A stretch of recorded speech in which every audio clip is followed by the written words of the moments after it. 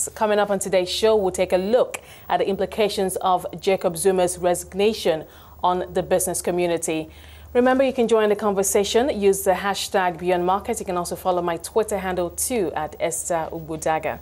Now, while many celebrated Valentine's Day, February the 14th this year will go down memory lane as a day Jacob Zuma's 9-year tenure came to an end after immense pressure from his own party. Now, as the batons exchanged between Zuma and Cyril Ramaphosa, Foluso Phillips, chairman of the Nigeria-South Africa Chamber of Commerce, and Stephen Gelb, Principal Research Fellow at the Overseas Development Institute, joined me to discuss what the business community expects from the new administration to improve trade between Nigeria and South Africa. Stephen joins us via Skype from London. Thank you, gentlemen, for taking your time to join us today. Thank you, Foluso, for being here today. So, I mean, I imagine you've kept a keen eye on the developments in South Africa's political space, watching Jacob Zuma going through from one controversy to another, and escaping one to another, and then but then finally it would appear that he's exhausted all his cards, and we've come to this point where he's been forced to resign. Let's cast our mind back, perhaps where this all started. I mean, how are you interpreting all that's happened so far? I think for a start, I think Jacob himself is exhausted. It's been a rough, long, endless battle. We've got to remember that when he came on board, we really applauded the ANC for having a very smooth, democratic kind of changeover when the previous his president, yes, when he stepped down and Zuma sort of stepped in. And with any new leader, there's always high expectations that, okay, we're going to get it right because the person before had did some things wrong that we're going to fix. But I think gradually, and like we were discussing earlier on, you find that a lot of leaders that we have who come into to run countries like this, they're great in opposition, but when the party is over and the euphoria is over and you get down to the nitty-gritty of running a very complex economy like South Africa, and I say complex because of the political things that's going on, black-white issues, let's not forget those. And in addition, the fact that it's a country that's trying to get off and take advantage of the competitive advantage it has on the African continent in terms of its technology, its people, it's been on a very large size and so on. So there's a bit of a disappointment that he wasn't able to rise to the task. And don't forget, there were issues about corruption and the way things started to get tinted, and people started to get very disillusioned. And what happens on the outside is the outside world is always watching. People are very careful, and gradually a lot of things started to go wrong. And investors begin to sort of step back, and those who are within the country themselves begin to see or feel that should they continue to invest or not. All in all, the initial was very happy like anything else, but gradually I think the whole system started to break down. Well, I mean, there were positives within, during his tenure. And I'm just thinking, perhaps we saw that big erosion of goodwill, of the good things he did, and then, and I guess that it didn't help that the economy also began to, limp, as it were. I guess that's where that's when people say, enough is enough. What happens is all of a sudden, don't forget we all have the global economy that's sort of bashing everybody every time. And it's the ability to respond to it. And while the whole world was going through all kinds of global depression and other economic challenges from the US and Europe, you find that the ability to respond to it was always very, very important. And I think gradually South Africa was showing that it wasn't able to respond to it. Don't forget also that whenever we talk of a president, he does have a cabinet. He does have a team of people that should, gather around and through their expertise come up with various policies and procedures and decisions that need to be taken. And that's where you begin to question that as well, because from time to time his cabinet was questioned, from time to time the motive why various people were put in place was questioned, and gradually the cabinet that transitioned from the old president to the new one was very predominantly Zuma's cabinet. Okay, Foluso, hold that thought for us. We have Stephen back. Stephen, good to have you back. I'd like you to share your thoughts, your perspective on, all that's accumulated up to, that's led to this point where Mr. Zuma has been forced to resign, how controversial his administration was, and how, the economy was worse for it, etc. Look, I mean, the economy in South Africa has definitely gone into a decline during President Zuma's period in office, which is 2009 onwards. But I think one must put that into a wider international context, because although I think President Zuma and the government under him has often not done enough really to address some of South Africa's economic problems around growth, around employment, around poverty reduction, it's also the case that he came into office just around the time that the global economy went into crisis. And South Africa has been part of that. So right at the outset, he had to deal, or his government had to deal with the impact of the crisis in South Africa, which was actually much greater than it was in other parts of the African continent. So although I think that the government could have done a lot better than they did, I think it's important to underline that not all the problems have been of their own making. His predecessor, President Mbeki, you could argue growth was much better under his presidency from 1999 to 2008. But you could argue that he was lucky because he was president in South Africa during a period when the world economy was growing quite fast, thanks to very rapid growth in China, as well as in Europe and in North America. So those international influences, I think, are important. That said, of course, the big problem, as everybody knows, under Zuma has been the spread of corruption and other problematic public management processes, and a kind of policy paralysis which has spread through the South African economy, and particularly the public institutions, the Electricity Supply Commission, the transport authorities, and Transnet, which is the government transport utility, being, I think, obvious examples which have much wider economic effects, damaging effects, because of the nature of the services that they provide. So, that's going to be a very big challenge, I think, for the new administration under President Ramaphosa. Now, but how do you think he would help address public sector corruption, like which you mentioned, the spread throughout the state, including provincial governments and key public institutions? I mean, and that on the one hand, and it's also been said, and I listened to President Zuma today, where he said, he's handing over, but he still would like to serve his country, and I imagine he'll probably still be within the ANC. So I mean, how does that play out going forward? Well, look, I think it was a generous offer of President Zuma, but I don't think that too many people in South Africa are going to be very keen to take him up on it. I think that he will be, at best, be asked to retire quietly back to rural KwaZulu-Natal. I think the issue of regenerating public institutions is a long-term process. It takes a long time to rebuild an organization as big as, say, Eskom, which has been run into the ground almost under President Zuma, although I think the problem started before that. But I think the positive thing is that President Ramaphosa has already made a start on that. A few weeks ago, people watching this program may or may not be aware, but a few weeks ago, then Deputy President Ramaphosa already replaced the chair of the board at Eskom, the electricity utility, and started the process of restoring it to a well-functioning public organization. He put in somebody who's highly respected across the business community, both inside and outside South Africa, and I think also in civil society circles, Jabu Mabuza.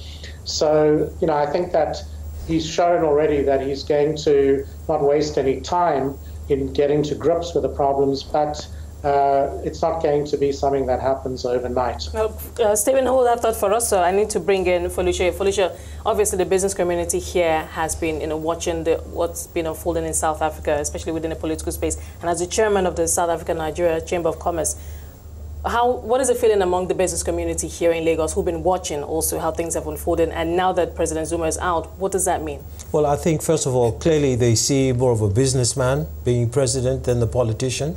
President Zuma has been here a few times, or certainly one that I know that we interacted as a chamber, where we talked about the kind of things we wanted and expected Nigeria, South Africa to do, having a business council and looking at the binational, all those arrangements that just never have taken off because of, well, the way politicians operate. But I think with the new president, who has had a relationship with Nigeria through his past business dealings, MTN and Standard Bank, he's very aware of the role that the private sector must play in government, and he's very much the kind of person that a typical Nigerian businessman or corporate entity would relate to. And with all due respect, you sit around the table with him and be able to talk at the same level that at the level that you'd expect in terms of the various business transactions, even at a national level. Not that we take it away from Zuma, but the type of conversation that took place was much political as opposed to very economic. And also we as a chamber, or we even as Nigerian businessmen, we have this continuous attempt to try and see how we can get a lot more between Nigeria and South Africa in terms of the things that we do. At the moment, a lot is happening by South African companies in Nigeria, and there's this clamor all the time about the fact that how can we reciprocate that in South Africa, which means that South Africa itself has to be a lot more accommodating, not just to Nigerian companies, but generally to African companies, which hitherto it seems as if is a bit of a problem. So he might have a different attitude because he understands the need for business to go on at a Pan-African level. Okay, we'll talk more about that. We need to take a quick break now. I've been speaking to Foluso Phillips, Chairman, Nigeria's South Africa Chamber of Commerce, and Stephen Gelb, who's joining us via Skype from London. He's a Principal Research Fellow at the Overseas Development Institute. Still with me to discuss what the business community expects from the new administration in South Africa. My guests are Foluso Phillips, Chairman of the Nigeria South Africa Chamber of Commerce, and Stephen Gelb, a Principal Research Fellow at the Overseas Development Institute. Thank you, gentlemen, for your time so far. Stephen, let me start with you. Now, how would a new president, because there are still issues of unity within the party, how is he going to balance maintaining unity of the party on one hand and, of course, also installing, with the need to install a new cabinet which can instill confidence among both the South African population and local and foreign investors who also have been keeping a keen eye on the developments in South Africa? Well, I think that's actually one of his very first challenges. He won the presidency of the ANC rather narrowly back in December, and the national executive of the ANC is split more or less 52-48 in his favor versus the pro-Zuma people. And although the Zuma faction is a lot weaker now, clearly, than it was then without President Zuma in office, Ramaphosa will want to keep some of the main supporters of President Zuma relatively happy. And that means having some of them in the cabinet. At the same time, there's some very key ministries which he will want to make sure are now run by his own supporters and people who the business community and indeed the ordinary population of South Africa will have more faith in. And I think the first and most important one is the Ministry of Finance. Because people may well, next week on Wednesday, the 21st, the annual budget is to be presented. The person who's been in office as Minister of Finance since March is very much a Zuma person, Minister Gelb. He was put in there to replace the previous minister, Pravin Gordhan. And my thinking is that President Ramaphosa should really remove Gelb from the Ministry of Finance and put in, if not Pravin Gordhan, then one of the 2 or 3 other candidates who are likely to instill much more confidence about the future path of the economy. And I would stress that it's confidence amongst ordinary people in the country, as well as amongst local and foreign investors who are going to hopefully be putting large amounts of money into investment now that the new phase is starting. So I think the first sign is that we have to look for is who's going to be the Minister of Finance presenting the budget. Okay, Stephen, I'm going to have to pause there, put a pause on that there. Interesting point you just made there with the Finance Minister. Yeah. Like, calling him a Zuma person, that he would like to see the previous Finance Minister come back into power. I mean, is that... Yeah, well, yes. Because, I mean, the former Prime Minister, Prevna, he certainly, I mean, Finance Minister, he certainly had created a lot of confidence. Because you look in any economy, major investors are always looking at the person that's driving the financial heart of the country. And this is the person supposed to advise the president and hopefully get the cabinet all in line. Everything revolves around money, as you know.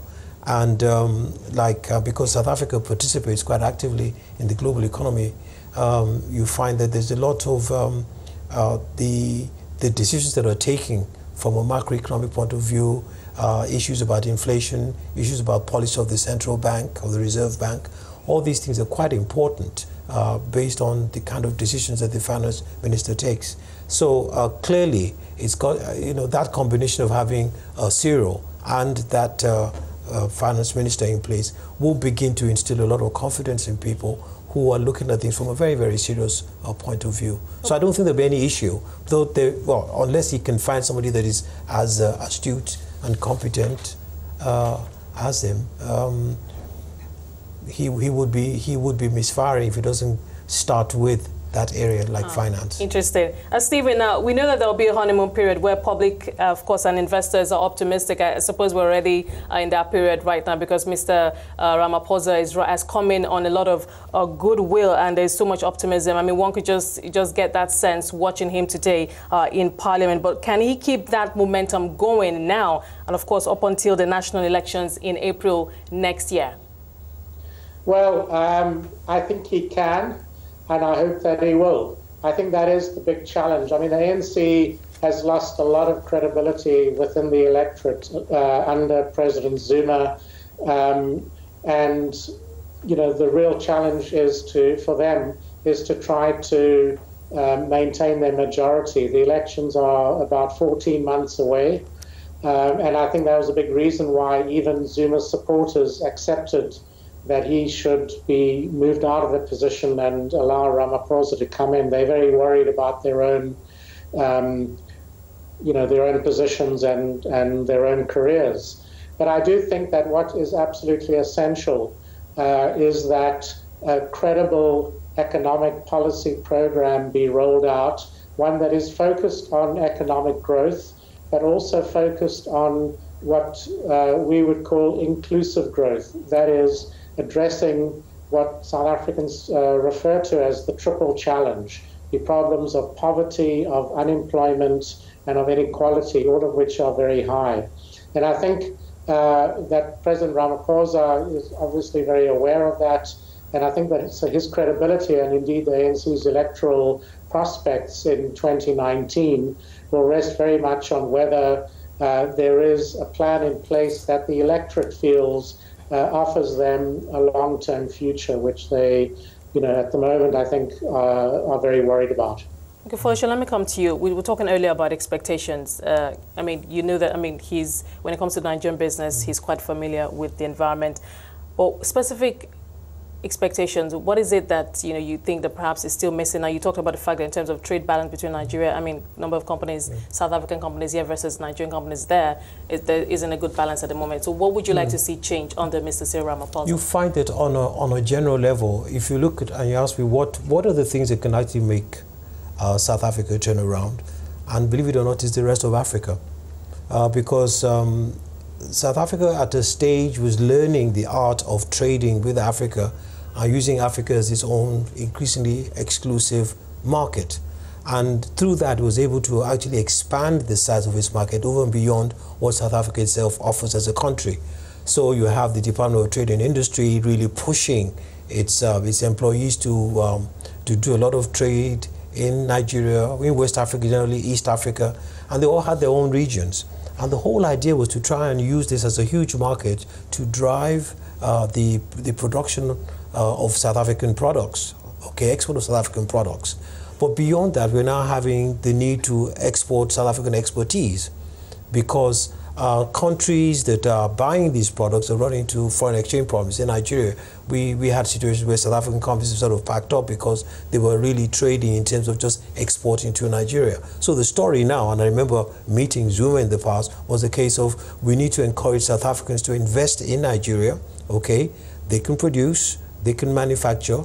Okay. We have MTN. Yeah. I mean, there's the MTN listing. MTN is a model. That's a model. But the MTN is a service. But there are many organizations that can set up in Nigeria. Brick and mortar. You're talking about brick and mortar. Okay, that are producing things. Because what the rest of Africa is requiring increasingly is the technical expertise that South Africa has in being able to manufacture. They really learned the art of adding value down the value chain. There's no doubt about that from a technical and technology point of view. So we're trying to move very quickly and saying part of solving this problem of creating a higher level of production, higher level of productivity, increasing employment, and all those things is going to be driven by its ability to try and serve, the rest of Africa. Stephen, obviously foreign investors are also watching, and we've seen how the happenings in South Africa have affected the rand. We've seen the junk status awarded to the country. But how do you think foreign investors are interpreting what the events that are unfolding, especially Mr. Zuma's resignation? Sorry, just saying it. How do I think foreign investors? How they're interpreting what's going on. I mean, the resignation, and of course, what their hopes are from Mr. Cyril Ramaphosa. Well, I always say you have to divide the foreign investors into two groups. On the one hand, there are those who will invest in the equity market and the bond market in South Africa. And I think they clearly are increasingly optimistic and are already putting money back into the country. And because the rand has been strengthening very quickly over the last week or so, and I haven't looked at it today, but I'm sure that it's up even much more strongly. But these are people investing in financial assets who can quickly get out and easily get out if they feel that the risks have gone up. So the group that really one wants to look at and watch are the companies that we call direct investors, that are putting money into production operations, expanding their factories, expanding their mines, expanding their retail outlets and so on in South Africa. When they start expanding, then I think we can say that confidence is beginning to recover. I think, though, that foreign investors of that sort, the second group, are most likely to follow South African investors, because if they see that South African firms running productive activities in South Africa, shopping centres, mines and so on, if they're not investing, then the foreigners are equally not likely to come in. Okay, now so what we want to see is the South African firms starting to improve their confidence. Okay, now we have about just less than 3 minutes left. Foluso, lessons learned here. What would you say are the key to you? I mean, some of the key lessons to be learned from this whole Zuma story? Well, starting from the Zuma story, as you put it, I think the primary lesson is that it isn't always the people that help to find freedom and drive for issues about democracy that are best suited to run the government. It seems as if you need different skills to run increasingly sophisticated economies like South Africa than the skills you need to seize power and get into power. So it's almost like saying that, thinking back again, Zuma, yes, we arranged to ensure that the ANC remains strong, but the people that I'm going to use to run the economy and deal with all those issues are going to be totally different. So I think that's the first lesson that I've certainly learned. The second one is that with Cyril coming in, he's defining the new leadership structure that we need in Africa. We need younger leaders. Okay, he's in his 60s. Maybe the next one will be more 50s and so on. I'm going to have to cut you short there. Stephen, I want you to answer this question too, just in 1 minute. Key lessons for you. Well, I think that it's about negotiation and compromise. I mean, Zuma got in the first place because he was supported by groups, the trade unions, the Youth League and so on, who had been alienated by President Mbeki and were very hostile to him and wanted him out at any cost. So they supported Zuma as the person close at hand. And I think that, as Mr. Phillips said, leadership is the thing. I think that Ramaphosa is a very different kind of leader than Zuma was, and indeed that Mbeki was, and is one that is interested, as we've seen, in negotiation, in compromise, in managing things carefully and patiently to bring all parties on board. Okay. And that's, I think, what's going to be happening in South Africa in the future. Okay, Stephen, we're going to have to leave it there. Thank you so much for talking to us today. I've been speaking to Foluso Phillips, Chairman of the Nigeria South Africa Chamber of Commerce, and Stephen Gelb, Principal Research Fellow at the Overseas Development Institute.